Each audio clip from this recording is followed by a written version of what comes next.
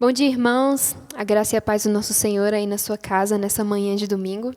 E não tem nada melhor do que começar o nosso dia na presença do Senhor e saber que a gente pode descansar em seus braços, porque é o único lugar onde a gente vai encontrar abrigo, consolo e o verdadeiro descanso e a verdadeira paz. Descanse nos braços do Senhor, querido, essa manhã. Em nome de Jesus.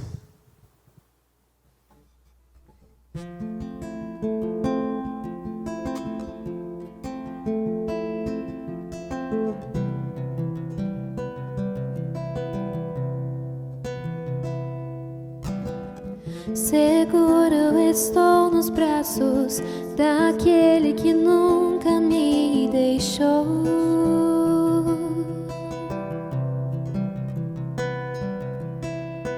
Seu amor perfeito sempre esteve repousado em mim. E se eu passar pelo vale, acharei conforto em teu amor, pois eu sei que és aquele que me guarda, me guarda. Em teus braços é o meu descanso, em teus braços é o meu descanso,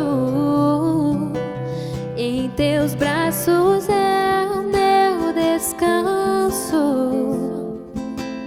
em teus braços é o meu descanso. Seguro estou nos braços daquele que nunca me deixou.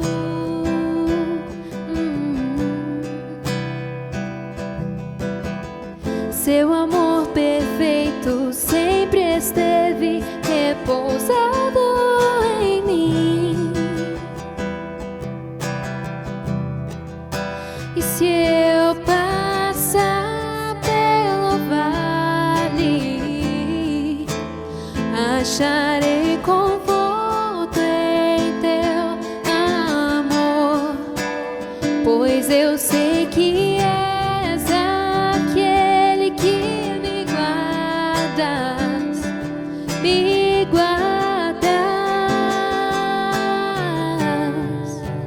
Em teus braços é o meu descanso, em teus braços é o meu descanso, em teus braços é o meu descanso, em teus braços é o meu descanso, em teus braços é o meu descanso, em teus braços é o meu descanso, em teus braços é o meu descanso, em teus braços é o meu descanso.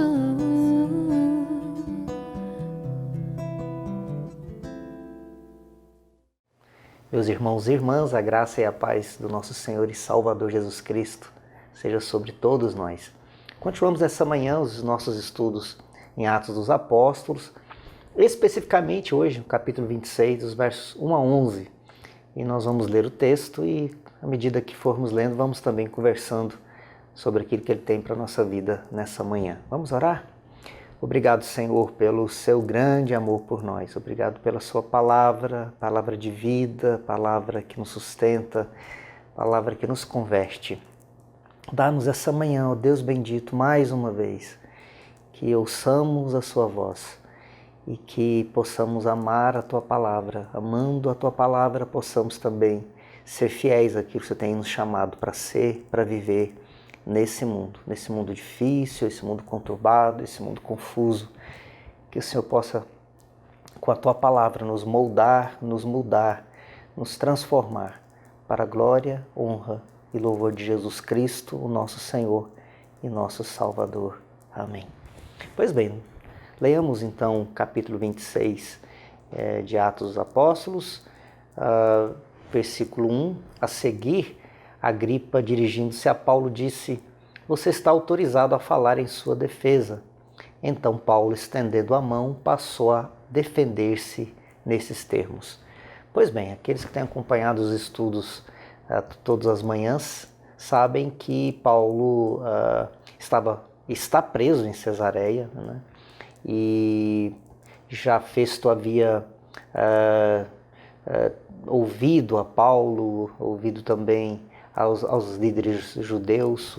O governador da Judéia decide, né, que, diante do apelo de Paulo de ir para César, que Paulo então deveria ir para ser julgado pelo próprio imperador, haja vista que Paulo é um cidadão romano.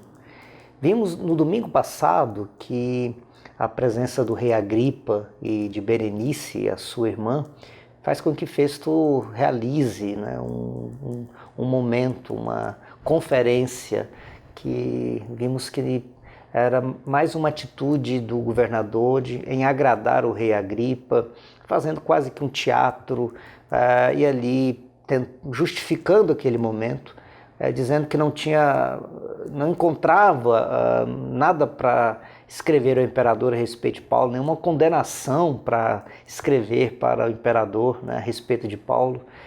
E por isso ele reuniu aquele grupo, né, de líderes, e junto com o rei e a Berenice, também para ajudá-lo a escrever ao imperador, imputando a Paulo alguma acusação. Agora, depois daquela reunião, né, aquela reunião pomposa, aquela reunião que nos mostra como são os bastidores do poder, né? Agora nós vamos ouvir o Paulo abrindo a sua voz e fazendo a sua defesa. Nós vamos perceber que aqui nós temos o maior discurso de Paulo em todo o livro do Atos dos Apóstolos. É o maior discurso de Paulo, e aqui nós vamos perceber claramente como Paulo se apresenta, como Paulo, diante do rei Agripa, fala da sua conversão, da sua missão. E esse é o contexto que nós temos diante do nosso texto. É Paulo falando agora diante de Agripa, da família do Herodes, a sua irmã Berenice, né? Ambos da família dos herodianos. E Paulo agora começa esse discurso, mas nós vamos perceber que Paulo não está falando apenas para Agripa e para Berenice. Ele tem como propósito falar para todos aqueles que ali estavam. Nós não sabemos quantas pessoas, mas podemos imaginar que era um grupo relativamente grande de soldados, generais do exército romano, o próprio Festo, seus assessores, e o Agripa e a Berenice com todos os seus assessores, né, com todos aqueles que os serviam. Pois bem, aqui nós temos o início, né, que nos mostra que o Agripa está meio que conduzindo, né, essa audiência, né? Ele era um visitante, ele era o rei, ele está sendo tratado com toda a pompa por parte de Festo, porque já vimos que o Festo, como governador da Judéia, quer que todos, né, os reis, né, os reis colocados por Roma estrategicamente na grande Judéia, que esses reis pudessem servir de alguma maneira para que a paz pudesse ser experimentada. O que Festo mais quer, na verdade, é que esses reis possam garantir a paz que ele tanto quer. Ele não quer trabalho, ele não quer colocar os seus soldados para impedir qualquer tipo de revolta, revolução. Ele quer que os reis façam, inclusive, esse trabalho para Roma. Qual é o trabalho? Submeter o seu povo ao silêncio, submeter o seu povo à escravização, né? E por isso Roma faz uma relação, né, com esses imperadores, com esses reis, uma relação de tentativa mesmo de comprá-los, né? De deixá-los debaixo da sua autoridade, para que eles possam servir a Roma e servir aos interesses do Império Romano. E aqui o Festo, embora sendo governador, representante do imperador na Judéia, ele faz com que o rei se sinta o senhor daquela audiência, né? O Festo faz com que o rei Agripa se sinta como o dono daquele momento e se porte como o senhor daquele momento. Mas isso é só nada mais, nada menos do que o Festo fazendo um agrado para o reizinho Agripa, um dos muitos reis da grande região que ele governava, mas que ele queria que todos estivessem em paz com ele mesmo. Pois bem, versículo 2: Tenho-me por feliz, ó rei Agripa, pelo privilégio de hoje, na presença do Senhor, poder produzir a minha defesa de todas as acusações que os judeus fazem contra mim. O Paulo então começa a falar, né, e se dirige ao rei Agripa, e podemos imaginar que o rei Agripa, pela sua condição de judeu, tinha melhor capacidade de compreender as questões que Paulo está dizendo do que Festo, que era alheio à religião judaica, alheia às relações dos judeus. E ele mesmo já tinha dito que ele se recusava a compreender que essas questões religiosas pudessem imputar a Paulo qualquer tipo de crime, que isso era meramente uma questão religiosa que o templo estava imputando a Paulo e que isso não tinha nada a ver com qualquer crime contra o Império Romano. Aqui Paulo fala a Agripa, né, que era um judeu, e espera que o Agripa possa compreendê-lo bem melhor do que o próprio Festo. Versículo 3: Especialmente porque o Senhor é versado em todos os costumes e questões que há entre os judeus. Por isso peço que o Senhor me ouça com paciência. Então, ele já diz, né, ao Agripa: eu espero que o Senhor compreenda, até porque é versado, né, na cultura, nos costumes do povo judeu, e assim vai ter maior facilidade, né, de compreender aquilo que eu estou dizendo.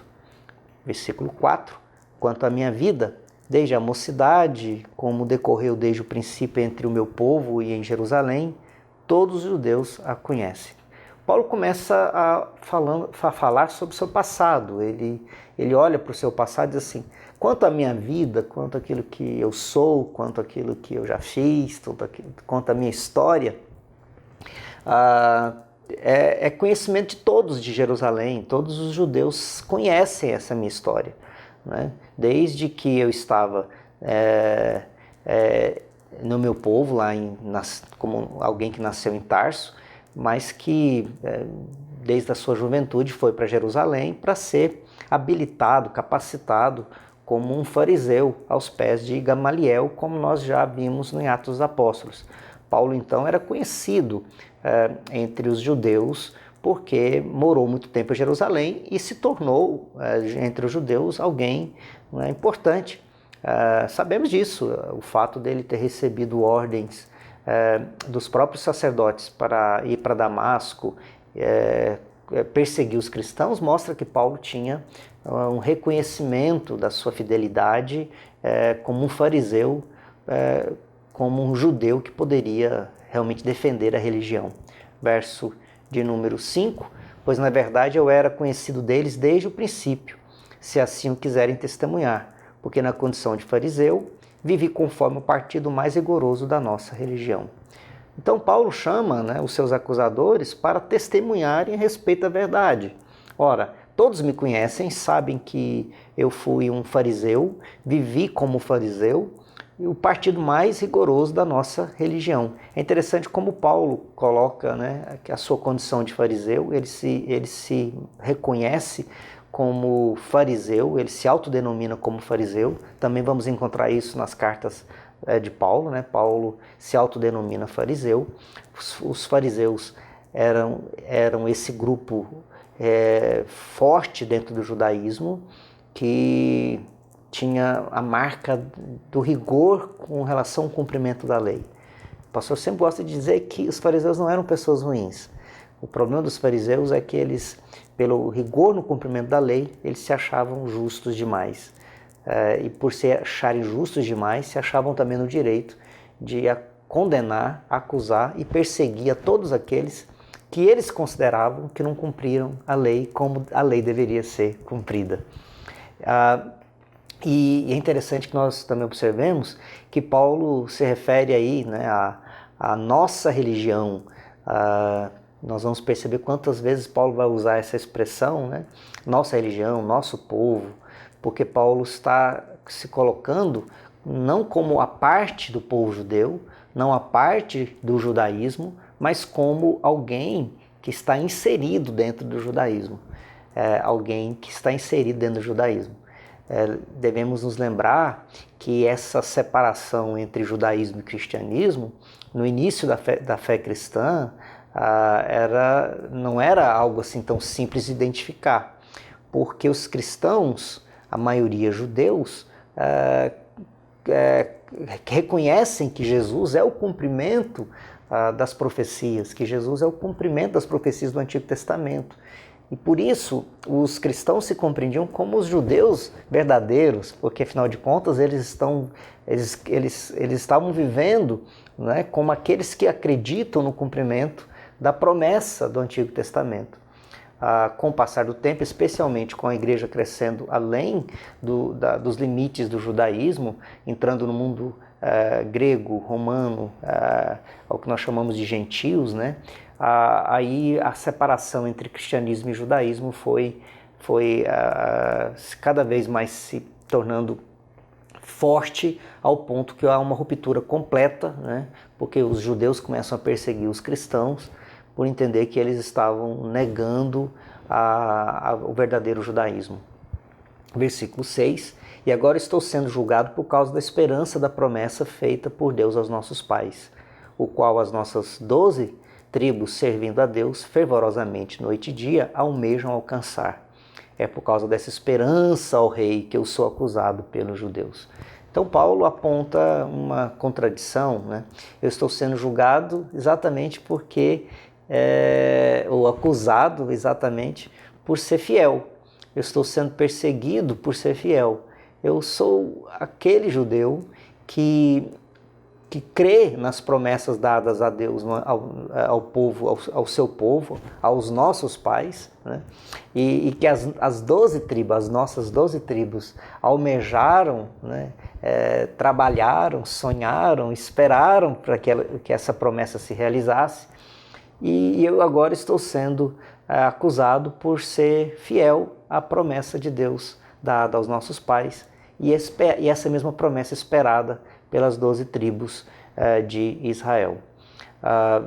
Mais uma vez vemos Paulo reforçar nossos pais, nossas 12 tribos, e aqui devemos nos lembrar o que eu disse, né? Paulo está querendo acentuar de maneira indubitável assim, que ele é um judeu, que ele não é infiel enquanto judeu, que na verdade, porque ele crê em Cristo, ele é um verdadeiro judeu e é o que realmente está sendo fiel às promessas de Deus dada ao seu povo, aos profetas, e por isso ele está vivendo agora aquilo que todas as tribos de Israel, as 12 tribos de Israel, sempre almejaram, que era a vinda do Messias. Versículo de número 8. Por que se julga incrível entre vocês que Deus ressuscite os mortos? Paulo faz uma pergunta retórica. Será que essa pergunta de Paulo tem a ver com alguma reação no auditório? Será que o próprio Agripa, o Berenice, reagiu ao que Paulo havia dito? E o que Paulo havia dito? Paulo disse que ele é um judeu fiel. Ele é fiel porque ele está sendo preso, ou está preso, porque ele crê que Jesus é o Messias que ressuscitou dentre os mortos. O Messias profetizado, o Messias esperado pelos pais, pelos profetas, o Messias esperado pelas 12 tribos. Portanto, ele é o judeu verdadeiro. Ele está sendo acusado de ser um traidor do povo judeu, de ser um negador da religião judaica, quando na verdade ele é aquele que está sendo fiel à própria religião judaica. Quando Paulo faz essa pergunta, por que se julga incrível entre vocês que Deus ressuscite os mortos? Parece que Paulo está reagindo a alguma reação, né? Ou está falando isso por conta de alguma reação do seu auditório.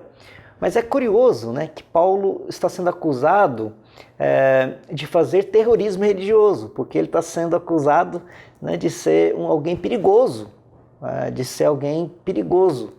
Mas veja com grande contradição.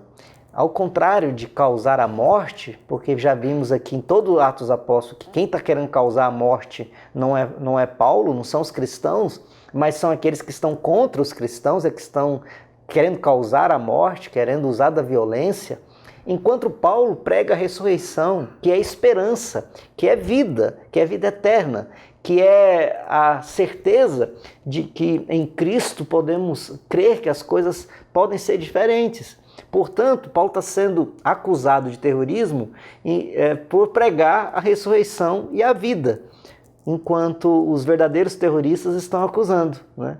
Veja uma completa inversão de valores. Versículo 9. Na verdade, eu pensava que devia fazer muitas coisas contra o nome de Jesus, o Nazareno. É interessante essa construção do versículo 9. Na verdade, eu pensava que devia fazer muitas coisas contra o nome de Jesus. Literalmente, a gente podia entender que Paulo está dizendo: eu pensei que eu deveria combater a pregação de Jesus, o nome de Jesus, aqueles que criam, né, acreditavam em Jesus, e eu acreditava que eu podia vencer. Eu pensava que devia fazer muitas coisas contra o nome de Jesus. Esse sentimento, né, de intolerância, de ódio contra os cristãos e contra o nome de Jesus. E ele entendia que ele podia e devia fazer algo para impedir que essa pregação continuasse. Verso 10. E foi exatamente o que eu fiz em Jerusalém. Havendo eu recebido a autorização dos principais sacerdotes, encerrei muitos dos santos na prisão, e quando os condenavam à morte, eu dava meu voto contra eles. Então Paulo relata a sua perseguição fanática. Ele diz: eu mesmo achava que deveria defender a verdadeira religião, né, o judaísmo, contra esses cristãos, esse Cristo. E eu mesmo encerrei muitos na prisão. E no momento em que eles eram acusados da morte, eu estava ali para dizer que essa era a melhor atitude, que eles deveriam realmente morrer, deveriam ser condenados por seguirem a Jesus Cristo. É claro que essas condenações eram feitas pelo Império Romano, e como é que as lideranças judaicas faziam para que os cristãos fossem condenados à morte? Eles diziam que esses seguidores de Jesus seriam um perigo para Roma, como foi o seu líder. E aí eles conseguiam que o Império Romano executasse os cristãos como se fossem criminosos, né? Verso 11. Muitas vezes os castiguei por todas as sinagogas, obrigando-os até a blasfemar. E demasiadamente enfurecido contra eles, eu os perseguia até em cidades estrangeiras. Essa palavra, né, castigar aqui nas sinagogas, alguns estudiosos entendem que era uma prática, né, de açoitar, o açoitamento que era feito nas próprias sinagogas contra os infiéis. Aqueles que eram considerados infiéis, que eram apanhados, né, cometendo algum tipo de transgressão, eram açoitados na frente dos demais nas sinagogas.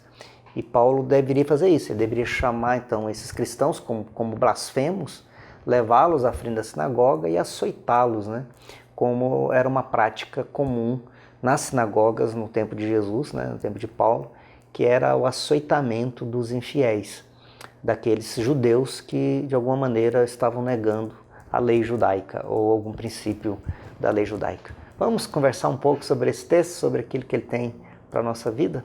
Primeiro, Paulo relata o seu passado de zelo religioso que levou à morte muitas pessoas. Tal prática era justificada, pois afinal era em defesa da religião.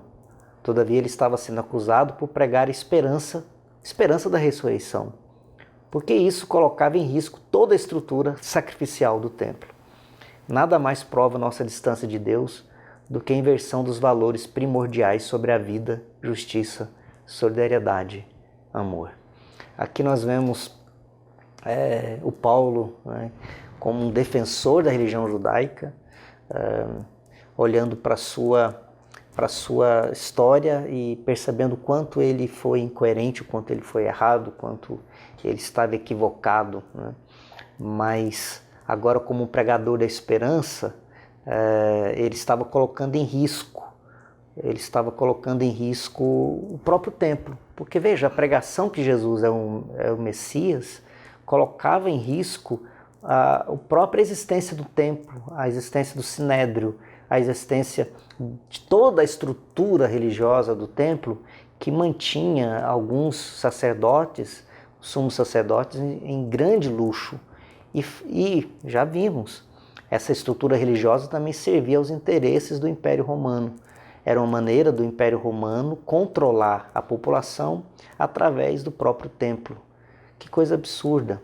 Quando Jesus questiona o templo fazendo esse serviço para o próprio Império Romano, esse templo maculado, esse templo pagão que serve aos interesses de Roma, quando Jesus questiona isso, né, a gente às vezes não tem a dimensão que isso causava para aqueles religiosos.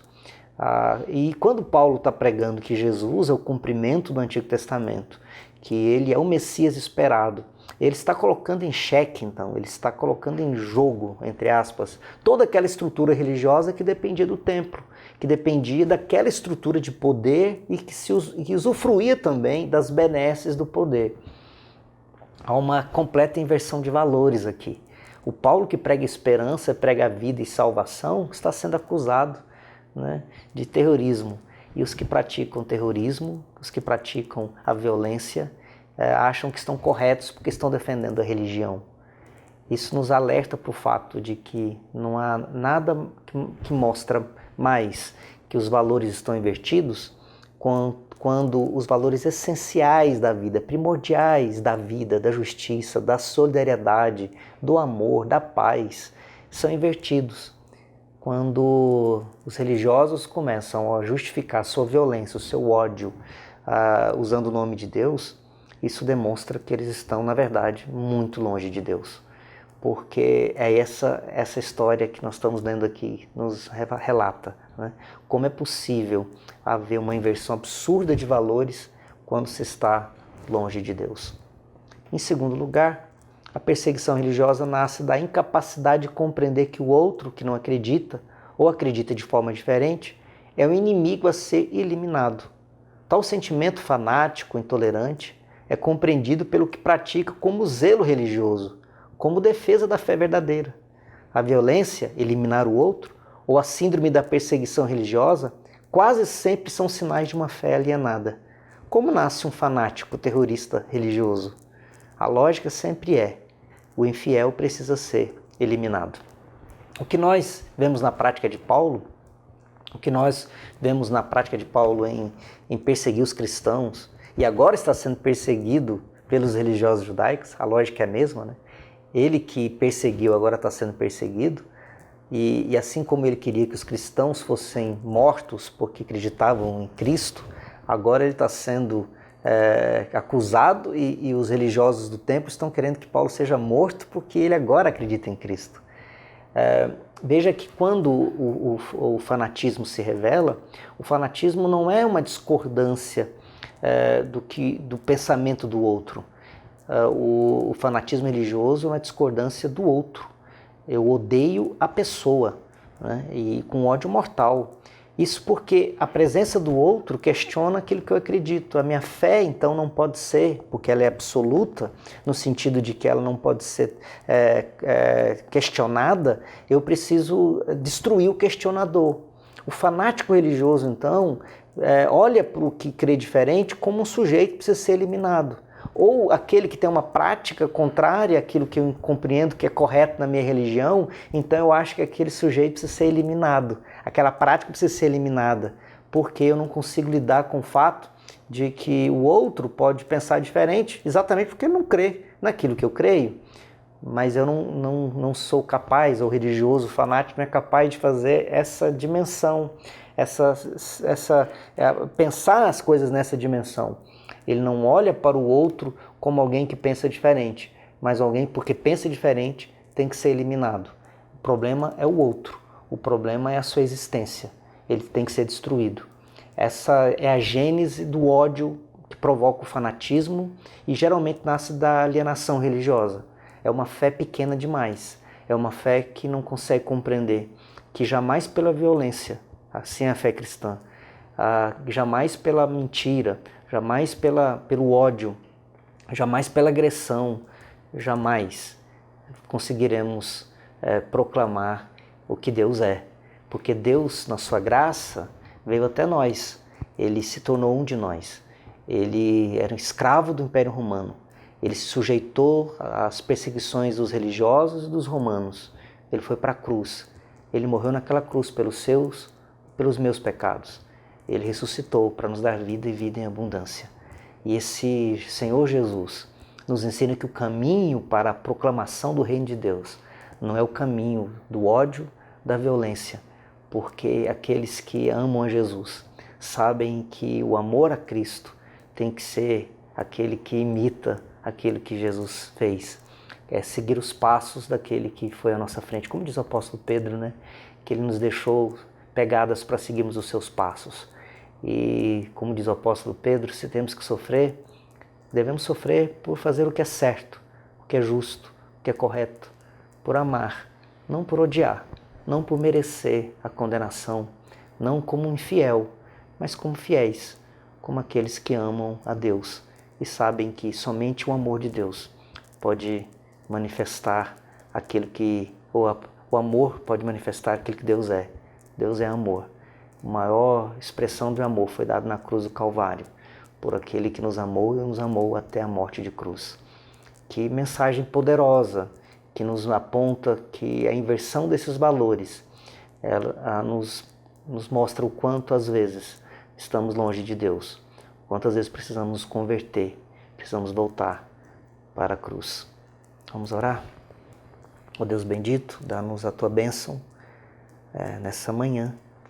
Faz-nos, ó Deus, compreender a Tua palavra, compreender a Tua verdade, permitindo, Senhor, que o Teu Espírito Santo mesmo produza em nós o milagre da conversão, o milagre da novidade de vida, o milagre, ó Deus, daqueles que, porque Te conhecem, revelam esse mundo, expressam para esse mundo o Deus cujas marcas da cruz permanecem nas Suas mãos, as marcas do amor permanecem sempre.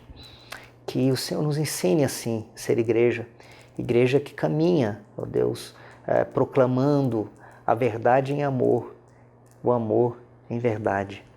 Que para a glória do Teu nome sejamos esse povo que em tempo e fora de tempo, em toda e qualquer circunstância, expresse que verdadeiramente conhecemos Jesus, que conhecemos o Seu amor, que conhecemos a Sua graça. Abençoe o nosso país, a nossa cidade, abençoe os nossos tantos queridos que estão enfrentando esse momento tão difícil da pandemia. Queridos próximos, familiares, pastores, amigos que estão sofrendo nas UTIs, que precisam do milagre do Senhor. Abençoe aqueles que nos governam para que tenham sabedoria. Que o Senhor abençoe a nossa nação. Nós oramos em Jesus Cristo, nosso Senhor e nosso Salvador, hoje e sempre. Amém.